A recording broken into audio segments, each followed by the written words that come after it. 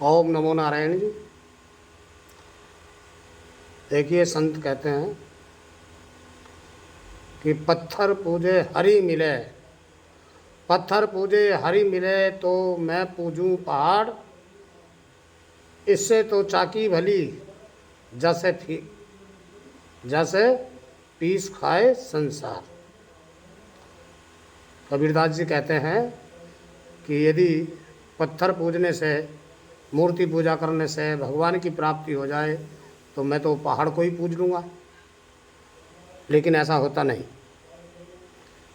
कह रहे हैं कि जैसे तो चक्की भली जैसे पीस खाए संसार।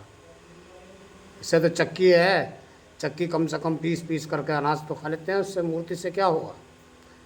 तो संत का कहने का मतलब ये है कि जो हमारे अंदर चेतना है, यदि हम उसका ध्यान करेंगे तो हो सकता है कि हम अपने आप को जान जाए और उस मालिक को जान जाए।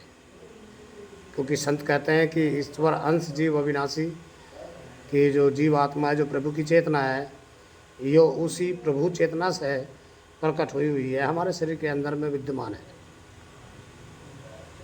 और उसको पाना है तो उसको पाने के लिए संत ने कहा है कि प्रेम का रास्ता एक ऐसा है कि जो उसको सहज में प्राप्त कर सकते हैं, लेकिन वो निस्वार्थ प्रेम होना चाहिए, उसमें कोई स्वार्थ नहीं होना चाहिए, एक केवल दर्शन की अभिलाषा होनी चाहिए। एक भजन में कहा है कि है प्रेम जगत में सार, और कोई सार नहीं, मन कर ले प्रभु से प्यार और दूजा प्यार नहीं। इस संसार से अपने मन को हटा करके उस प्रभु में ही, उसके भजन में ही लीन हो जाओ तो शायद हो सकता है कि वो उसकी प्राप्ति कर सके। ये कहना साफ गलती है, तुम्हें क्यों कर रिझाऊं मैं, सुनो अपने रिझाने का सरल रास्ता बताऊं मैं। प्रभु कहते हैं कि मुझे रिझाने के लिए आपको कुछ ज़्यादा करने की ज़रूरत नहीं है, मुझे केवल चाहिए प्रेम। रिझाना जो मुझे चाहे, तो कहते हैं कि रिझाया था मुझे भिलनी ने झूठे चार बेरों में, रिझाया था मुझे भिलनी ने झूठे चार बेरों में, न झूठे खट्टे मीठों पर कभी आंखें लगाऊं मैं। ये कहना साफ गलती है, तुम्हें क्यों कर रिझाऊं मैं। वो मालिक, वो प्रभु तो भाव के भूखे हैं, वो भाव में रहते हैं। जाकी रही भावना जैसी प्रभु मूरत देखी तीन तैसी, वो भाव में रहते हैं।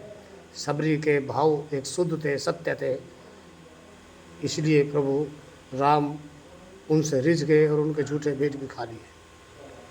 रिझाना जो मुझे चाहे विदुर से पूछ लो जाकर, और यदि कोई मुझे रिझाना चाहता है तो विदुर के इतिहास को जानो कि विदुर एक दरिद्री ब्राह्मण था। विदुर जो थे एक जंगल में रहने वाले, आत्मचिंतन करने वाले, उनके पास में क्या था, उनके यहाँ जा कर के उन्होंने सागी खाया। रिझाना जो मुझे चाहे तो विदुर से पूछ लो जाकर, सुदामा की झपट कटरी खड़ा चावल चबाऊं में।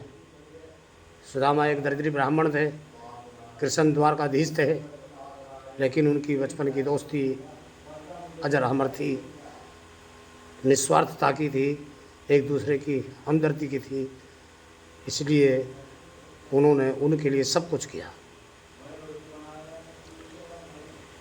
न रिझूं फूल से फल से, न रिझूं फूल से फल से, न गंगा जी के ही जल से, हृदय में भेद है जब तक वहाँ कैसे समाऊं। जब तक आपके हृदय में भेद बना रहेगा मैं उसको प्राप्त नहीं हो सकता। उसका विश्वास एक जगह होना चाहिए। न रिझूं गान गप्पों से, न रिझूं गान गप्पों से, न रिझूं तान ठप्पों से, बहा दो प्रेम के आंसू चला बस आ पाऊँ मैं। एक सच्चा निस्वार्थ प्रेम होना चाहिए, प्रभु आपके पास में ही है।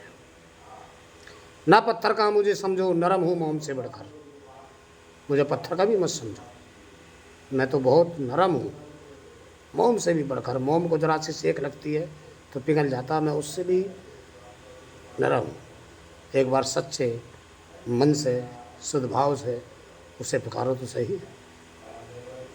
न पत्थर का मुझे समझो, नरम हूँ मोम से बढ़कर, बता दे तुलसी फिर तुमको सहज में कैसे पाऊँगा।